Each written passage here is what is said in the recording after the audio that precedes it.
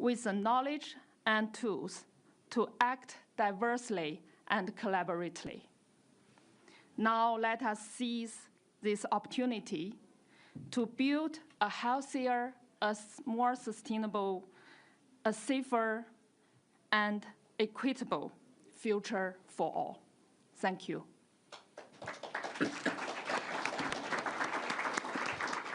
Thank you very much, Professor. And now we will have a presentation of the report's main findings from Sir Bob Watson. This should start to appear on the screens at some point. It's on that one. Can you turn that screen? I think so. Oh. So thank you.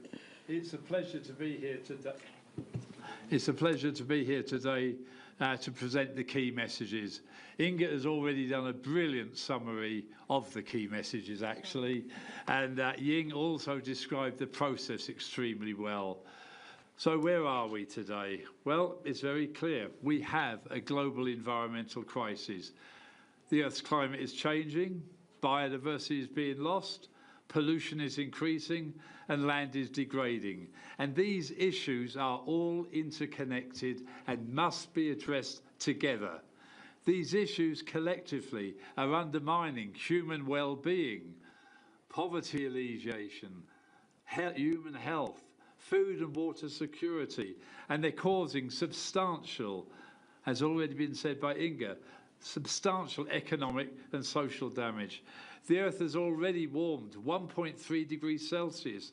1 million species are threatened with extinction, and 100 million hectares of fertile land are lost every year. They're primarily caused by the same reason. It's basically our unsustainable energy and food system within the context of unsustainable economic, finance, and governance systems. These issues can no longer be simply thought of as environmental issues. They're economic issues, development issues, security issues, social, moral, and ethical issues. And most of the agreed international targets, environmental and social, the SDGs, we are not on a pathway to meet them. One really serious issue is we're close to some very severe climate tipping points. Loss of Greenland ice, loss of West Antarctic ice. If we lose it together, 10 meters of sea level rise. Won't happen tomorrow, but it can happen in the future. The loss of all warm water coral reefs. And you can see there's a whole series of them.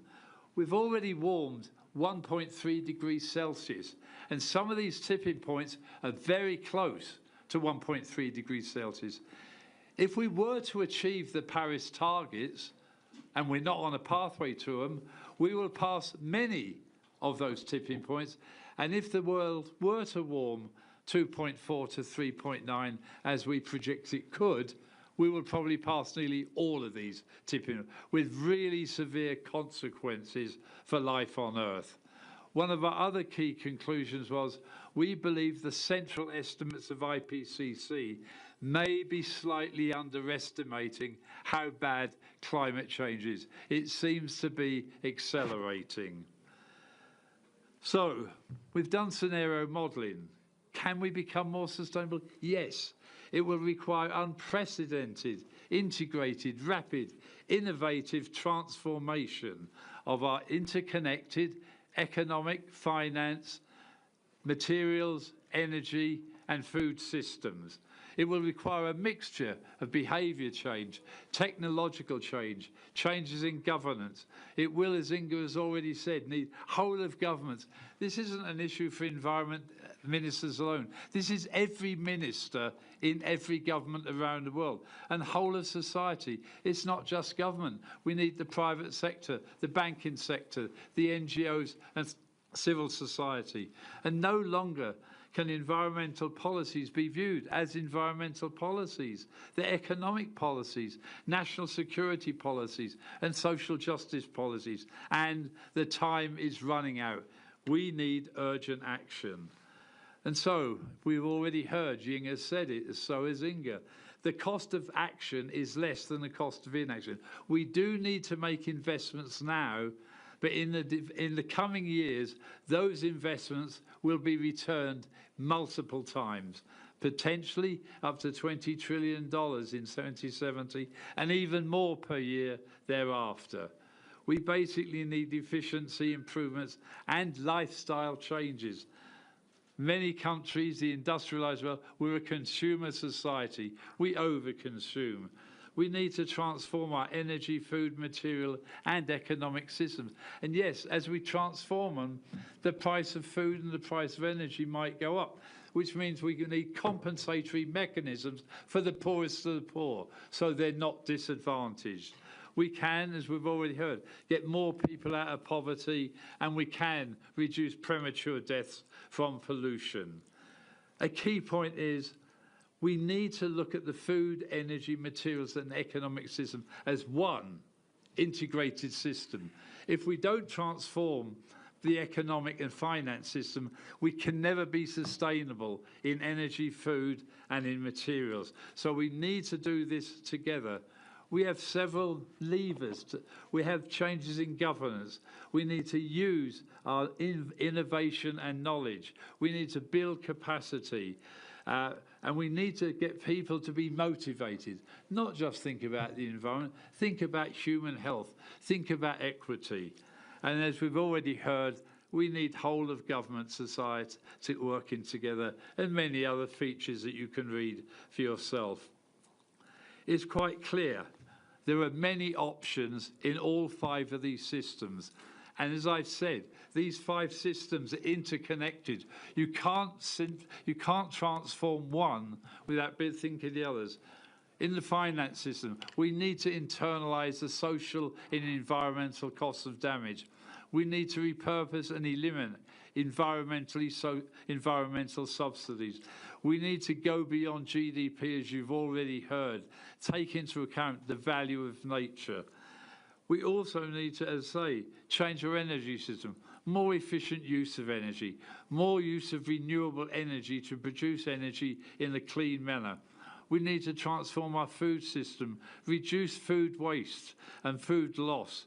We need to think of new innovative things such as innovative ways to produce meat. In other words, innovative proteins from plants and stem cells, not from animals themselves. We need to also make sure that we recognise these things have to be done nationally and regionally within a global context.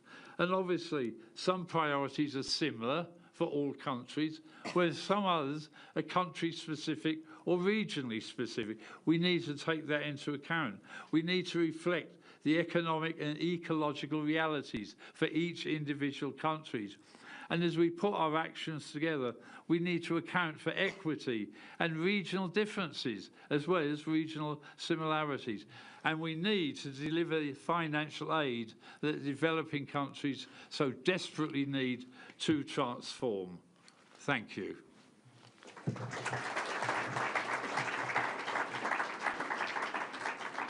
Thank you very much, Sir Bob, and thanks to the panel as a whole. We will now move to the Q&A portion of the press conference.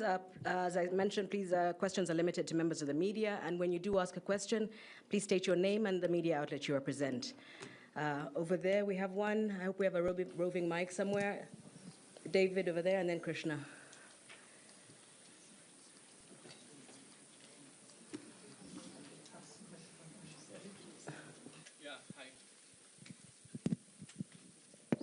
Hi, this is Krishna from India. The report identifies plastic pollution as one of the core drivers of the 3 planetary crises. But the UNEP was unable to publish the summary for policymakers. Why was that so? And if the countries are so serious, I mean, how does this report drive the outcome of the UNEP GEO-7, do you see? Yeah, thank you.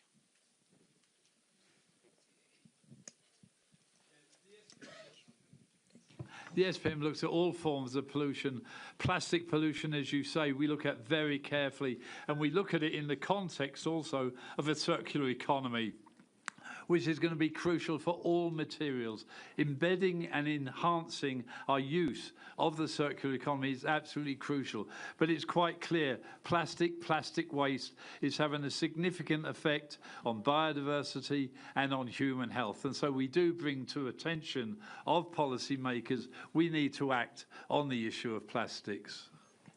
And I think in the previous press conference, I referenced that we are continuing on the plastic negotiations. I was one of the people who argued that we should set a deadline, although it's not a deadline, but aiming to complete the negotiations within the 2-year period. Why? Because it focuses the mind. Had we not done so, we would have had 1 INC per year, which would mean that we would just be about to finish number 3.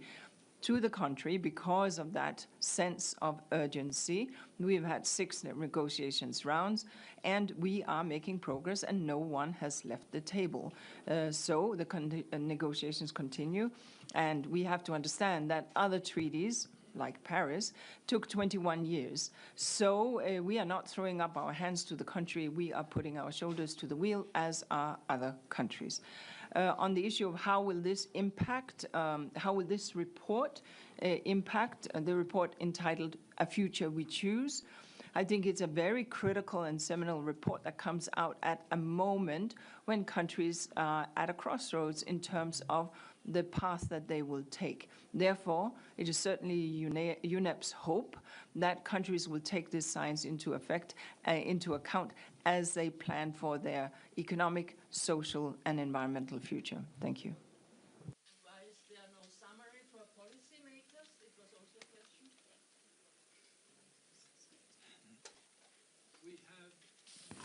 We have an executive summary that I think summarises all of the main conclusions of the main report. And I tried to summarise them very briefly, of course, in my presentation. So there is an executive summary with a section called Key Messages that really does present the knowledge to governments, but also to the private sector around the world. And the message also is not just to environment ministers, it is to the energy ministers, the finance ministers, the water ministers, the agricultural ministers. That's why we need whole of government and whole of society. This report is very broad and talks to a lot of potential stakeholders. Thanks very much. We have another question over there. My name is David Akana, and I work for Mongo Bay. The release comes at the moment when disinformation is on the rise, greenwashing is on the rise. There are governments who actually are arguing that let's run government based out of common sense. And the question here would be in terms of the outreach strategy from your end.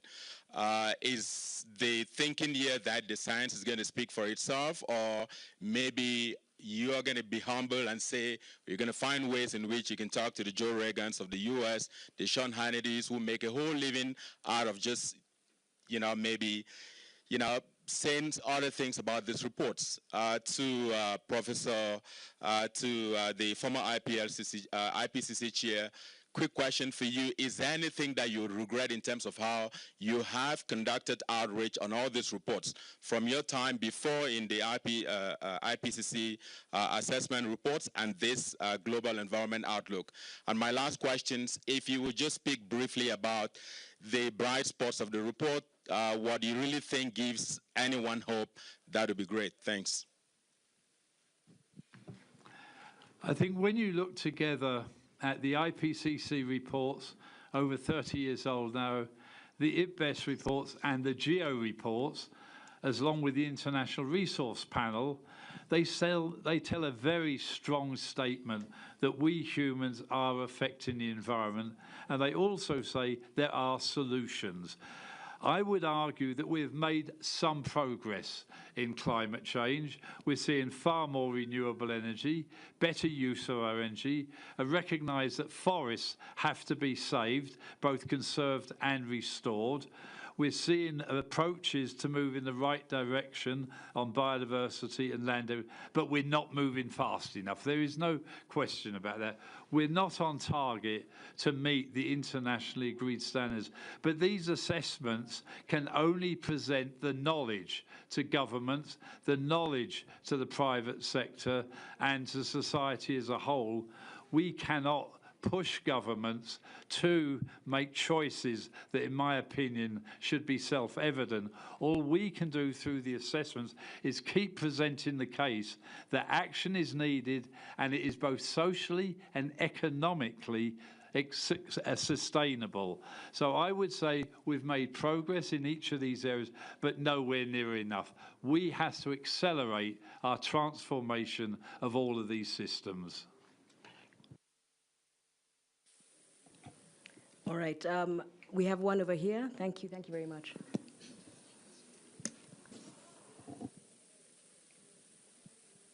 Okay, thank you. My name is Sharon Muzaki. I'm a journalist from Uganda. I write with Nature Africa.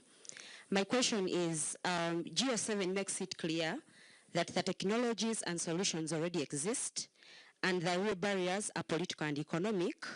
What is the single most important action governments must agree on at UNEA now, this week, to actually shift from promises to implementation and avoid crossing the climate and environmental tipping points the report warns about?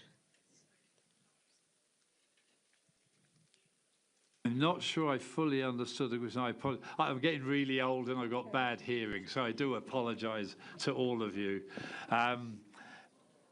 If I understood the question, which I might not, and I apologise, what are some of the most important things we should do now?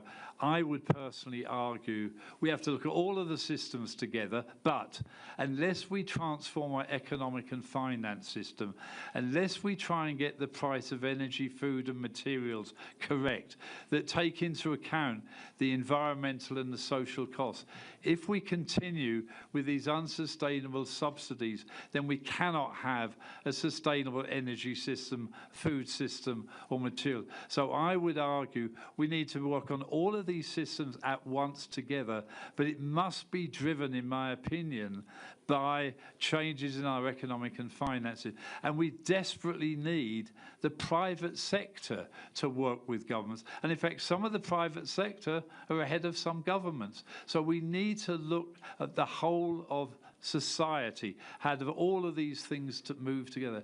We have to go away from short-term decision-making to longer-term decision-making. As we've already said, we need the World Economic Forum, and we quote them, says that half of the world's GDP is partially dependent on nature. We must take into account nature and the value of nature in our decision-making. Until we do that, we will have an unsustainable economic system. So I would argue we need to drive this, but there are lots of things we can do in every one of these sectors. Maybe I'll just add, since the question was UNEA specific. Of course, UNEA doesn't deliver a solution. The UNEA member states scan the horizons and say, what is it that right now we need to pay attention to?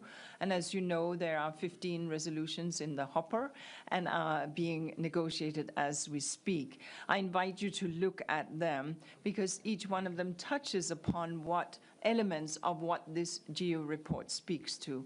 There is a resolution that speaks to deep sea and understanding our deep seas better. There is a resolution that speaks to glaciers and what is happening to our glaciers. There's a resolution that speaks to fires and the greater intensity and frequency with which we are seeing it. There's a resolution that speaks to mining and metals and extraction writ large.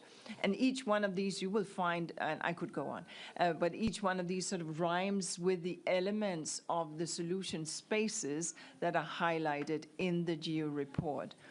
That's why and of course we could go back and look at previous UNEA resolutions that have also highlighted elements. And the reality is that on certain areas, member states have taken action. There was it was a Governing Council resolution that spoke to the dangers around mercury. What happened next was that the world came together, established a convention that is now phasing out mercury, which is why when you go to the dentist today, you will not get mercury in your teeth, or it's being phased out of batteries and light bulbs, etc. These things work. Is it easy? No. Does it take time? Yes. Is it the right way forward? Yes. This is why these solutions in this report matter, Now, we cannot force governments to take it up, as Sir Bob Watson just said, but certainly they are there for the following and for the taking. Yeah, and I think transformation is very highly desired for every sectors, not only government, but also private sectors and industries. We need to change the linear economic systems to a circular economic systems. And as Bob mentioned in his presentation, we need integrated systems, including different systems we have at present, that energy, materials, food, and materials. So we need also a transformed evaluation mechanisms, not only relied on the GDP, but also a new evaluation systems. We call it a GDP plus GEP, and plus any other elements we need to fully assessment of what we cost for the development. Thank you. Thank you very much. We have a couple more. Helen over here. Thank you so much. Vivian, sorry. Yeah. Vivian Chinwe, Climate Home News. So the report also did talk about the social sustainability of critical mineral value chains. And the press conference that happened just before this one, where the major groups talked about what's happening, someone in the panel said that, wordings on rights, human rights, workers' rights are being taken down and taken out, and currently none of the resolutions has any wording on human rights and workers' rights. So how does this report help to move things forward on the resolution to help us get that and have that, in the implementation or in the resolution rather? That's one. Then secondly, looking at the geopolitics of things, would you say that the breakdown in multilateralism might affect, I'm just going to get my questions right, because yesterday, in most of the interviews that I had, I've heard experts say that even at this UNEP, there's more geopolitics happening than, a focus on the science. So what are you going to say about this and how that could affect the resolutions that will come out of this conference? And would you say that this is being affected by what we're seeing globally with multilateralism, the US moving away and, all of that that's happening globally? Thank you. On the issue of rights, of course, there is another forum that deals with human rights. That's the Human Rights Commission, and based in Geneva. However, what we take note of is that the General Assembly of the United Nations 2 years ago gavelled the human right to a clean, healthy, and sustainable environment. And that was a fundamental new right that was established, and one that UNEP references in the medium-term strategy that is before member states for their discussion.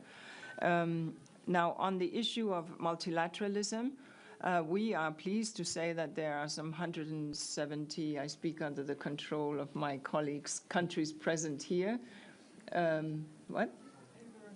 Over 170, including the large country that you just referenced. And so we very much expect that multilateralism, yes, is it turbulent waters? Yes. Does that mean that we walk away from the science, what it tells us, and the policies, therefore, that must follow that science? No. We, UNEP, are a norms-based agency that also works in implementation. Our program is around $3 billion over a 2-year period, and we work at the request of member states precisely to support them. The science tells us this, the policies are that, this is what country X would like us to support them with, precisely to create those sustainable pathways. We have also seen this year significant progress in the multilateral space, as well as some hiccups, right?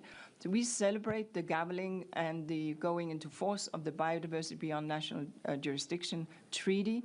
We celebrate that we managed to create the triplet so that we now have a trifecta of science policy panels, one dealing with climate, one dealing with biodiversity and land and desertification, etc., and one dealing with pollution, waste, and chemicals. This is very critical, and that was negotiated this year. So we stay steady because we are the United Nations. And as such, therefore, we have a mandate given to us, which means speaking to science and working what science can do for policy. At the end of the day, as my two eminent scientists here said, it is up to governments to decide to follow that. Thankfully, many governments are. And the private sector certainly also is, using the price of the renewables dropping and becoming more competitive. Now, utility-based solar or wind is between 3 to 4 cents per kilowatt hour, hydrocarbons 10 cents. So therefore, we are seeing that progress march simply because it is cheaper and more economical as well as the right thing to do. Thank you.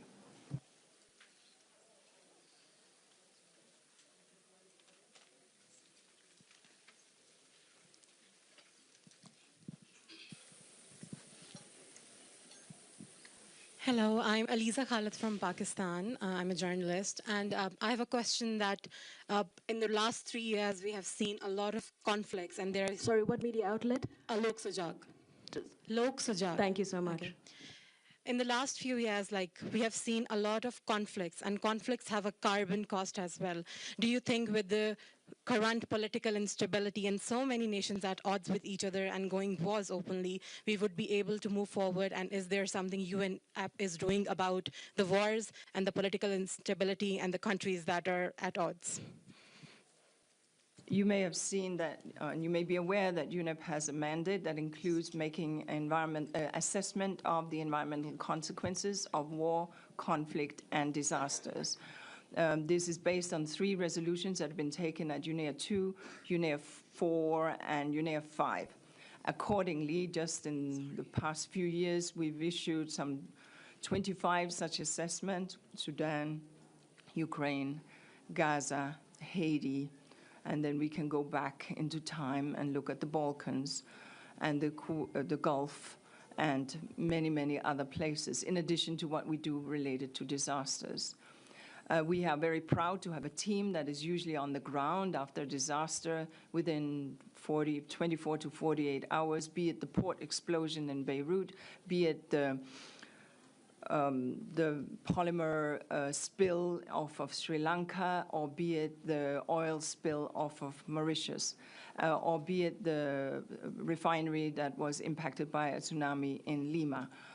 So this is what we do. Now, on the issue of carbon cost of conflict, I think it's self-evident. We do not yet have the skills to calculate that. But what we do understand is that the cumulative effects, not just of carbon, but also of other chemicals, whether they go into the atmosphere or whether they come back down to the soils, are impactful. And so some of our assessments indeed do look at that. And of course, I therefore echo the Secretary General as he repeatedly calls for peace and ceasefires to the conflicts that exist. Thank you. Thank you very much. I see no more hands, so we shall... Oh, there's one hand. Thank you. I have a short question. Sorry, are you a member of the media? Yeah. Could you please introduce yourself and your media outlet? I'm from Austria, and I work in the Ministry of Environment. My question is there anything... I'm so sorry, but it is a press conference. We'll have to limit the questions to members of the media. My question is there anything about birth control or population growth in the report? If everybody is invited, everybody should have the right to speak. Thank you. We point out that what drives change, and it is a combination, obviously, of the number of people on this planet. It's a amount of their wealth, how much can they afford to buy, and a choice of lifestyle. So what's driving the changes is an increasing population, an increasing wealthier population, and the choice of lifestyle, especially in industrialized countries. So while we don't explicitly discuss in detail birth control, we do talk about the implications of changes in population on the pressure on the planet. So we look at a range of different population projections and say what the implications of those projections are. But we don't have a specific discussion, let's say, around the Cairo conference that talked about the empowerment of women, the education of girls, culturally acceptable forms of contraception.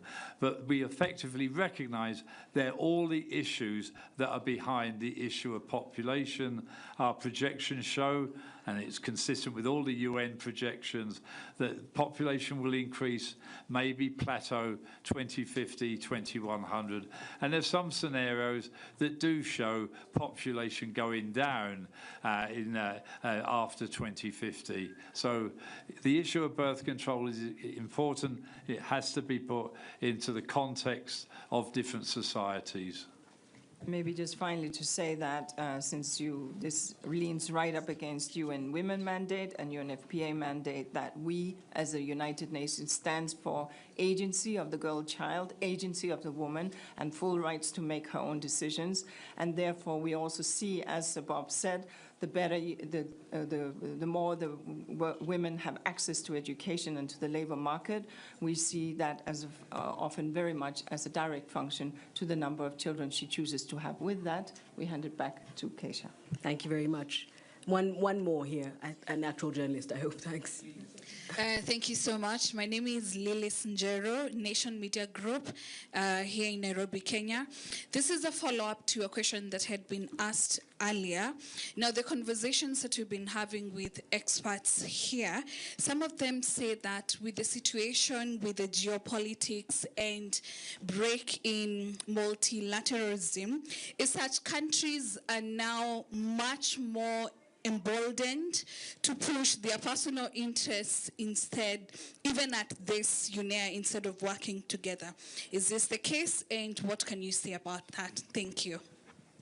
Multilateralism is thankfully alive and well, and I think we have seen waves of different engagements depending on how the geopolitical settings has been. I take you back to the 50s and 60s, where there were some fairly high waves in the multilateral agencies, even if UNEP did not exist at that time.